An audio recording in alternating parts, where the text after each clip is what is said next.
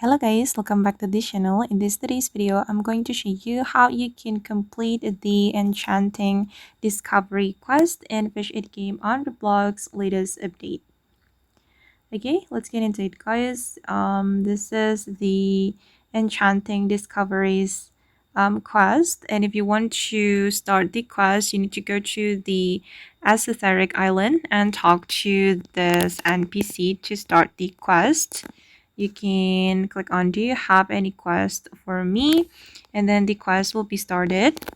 And this is the quest guys. We need to use Enchant Stone 30 times, and the reward will be the Super Enchant Stone.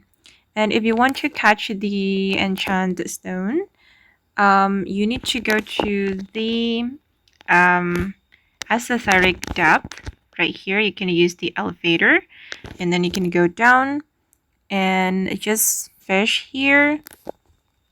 Okay, here is the location where you can catch the Enchant Stone. Actually, you can catch the Enchant Stone on the tropical grove or on the ocean, but I recommend you to catch the Enchant Stone here because it will be faster and easier.